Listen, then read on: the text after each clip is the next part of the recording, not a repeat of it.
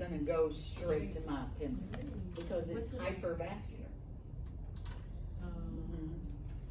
Because cancers, they need a lot of blood to grow.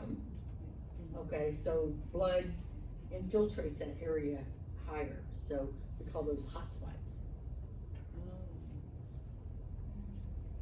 Okay. Alejo Myerssarcoma, the differential diagnoses that we can have are going to be a sarcoma. It's just this is a muscle tissue cancer, an endometrial adenocarcinoma, an adenomyoma, that's inside the myometrium, a GI tract carcinoma, or a bladder cancer. Fallopian tube cancers, they're not very common, but they're very aggressive. It happens in the 6th decade of life. Infertility, nulliparity, low parity, what does that mean? Yeah, not very many children were given birth to. Okay, PID, pelvic inflammatory disease. I've had gonorrhea for 20 years. I've never had it treated. Okay, or a family history of ovarian cancer. For ovarian cancer or any cancer in the pelvis, it's the CA-125. That is the lab that is specific to uterine and ovarian and fallopian tube cancers. The CA-125. Is that blood work or something? Blood work. Okay. Okay. Other causes would be myomas. What's another name for myomas?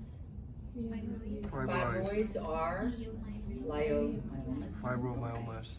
Endometriosis. What's endometriosis? Inflammation? No. Tissue go from the uterus to the ovary or somewhere else? Correct. And implant Endometriosis.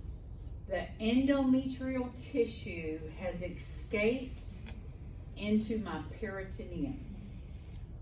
So I have endometrial growth on my bladder, my rectum, and sometimes it can adhere my uterus to, it feels like adhesions. Yeah, it's like a lesion. It's like you have a, it's like,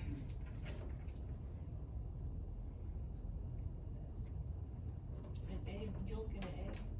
no. It's like the endometrial tissue. It usually comes out the cervix, but it goes up the fallopian tubes and out into the peritoneum. It like refluxes. Okay? They think it's hereditary, but anywhere those endometrial tissues grow, like on the serosa of my uterus, then I'll have like little growths of endometrial tissue that has adhered to my uterus, and then it adheres to my bladder. And so when I have sex, it's very painful.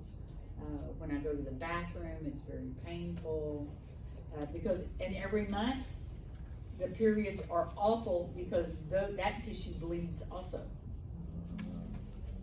Okay? Now, it's escaped the uterus and it's in my peritoneum.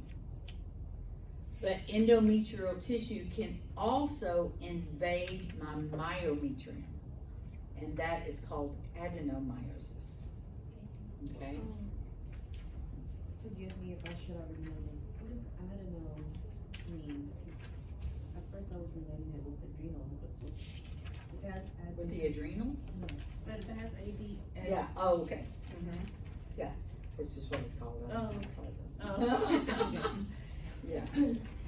It's endo or adeno. Okay. I don't know. Because you would think it would be metriosis, but it's not. Okay. So that prefix adeno doesn't have a meaning? If it does, I don't know what it is. Okay. If it does, I don't know what it is. Pregnancy and PID.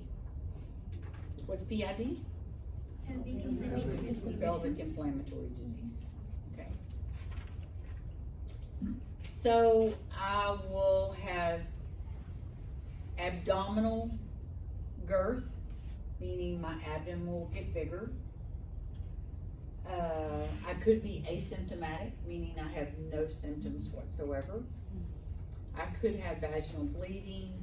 I could have a palpable mass, and I can have hydrops, called what? What's it called? Yeah, that's a gallbladder, but what's it? We're not talking about gallbladder right now. We're talking about the fallopian tube. Hydrosalpinx. Hydrosalpinx. Okay. So there is hydro, something. Yeah, you can have pyosalpinx. You can have hematosalpinx. Because normally we do not see the fallopian tube unless there's something wrong with it. That's the only time that we see it. But Okay. if people, if some confuse it with that one muscle, how do we know? The broad ligament. Oh, the ligament. So how do we know we're looking at a fallopian tube and not the ligament? Oh, you'll know the difference. Yeah, you'll know the difference. Okay. It's very, very distinct. Okay. So treatment, hysterectomy, peritoneal biopsy, lymph node sampling, radiation, and chemotherapy. I'm gonna look for a solid or a cystic adnexal mass. What's adnexal mean? Next two. Next to. Okay. It could be ill-defined, or it could be sausage shaped, and this is what you look for. It's a tube, sausage shaped. Okay. A lot of times you'll have hostra with it. Like here's my tube. Okay, that's my sausage shape. But what we look for is, we call them hostras. It's where my tube has, like those long balloons that they make the animals out of, okay? And the two sides touch one another, but it's still open, air can still go around the fold of that long balloon, okay? That's called a hostra, where the sides of the fallopian tube touch one another. We have them in our large colon also. Hostra, H-A-U-S-T-R-A. Hydrosalpinx, water in the fallopian tube.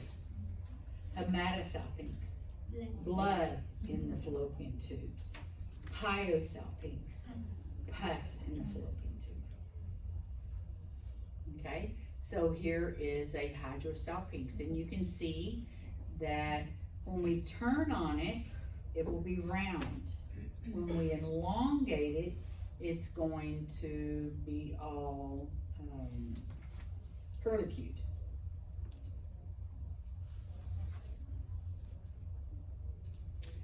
So if I look at my fallopian tubes transvaginally, and if I see something, I'm also going to be concerned about the kidneys and the liver and all the organs that are covered by the peritoneum. CT is the best imaging for that. Ovarian carcinoma, myomas, PID, adnexomasses. Carcinoma of the cervix, that does happen, especially if I have a polyp in my cervix that goes unchecked. And any type of a polyp is going to cause dysfunctional uterine bleeding. So they remove those. Okay? HPV. HPV is like, gives you, like, in the old days we called it venereal warts before it had a name. Okay? Early sexual activity, like I started having sex when I was 12. Yeah, I had sex with anybody that wanted to have sex with me. Okay, low socioeconomic status. Those girls are usually looking for a way out. Okay, smoking, birth control pills, a weak immune system, such as it could be something like lupus or RA. I could have any type of an autoimmune disease. Geography, and look at this, DES. What is that? What does that cause?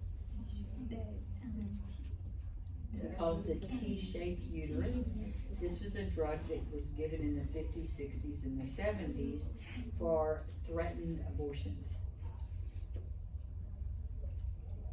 Heterogeneous carcinoma. That we've already done about. Cancer of the cervix, vaginal discharge, post-sex bleeding, bladder irritability. And why would it irritate my bladder? It's all part of it, you know? It's all down there. It all opens up to the same area, you know?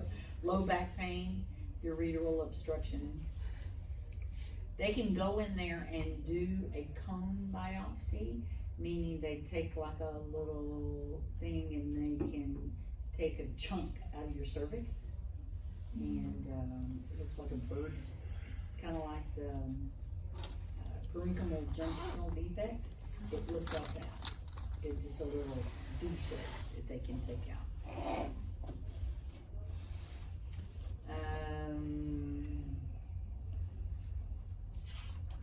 They can, I've never heard this.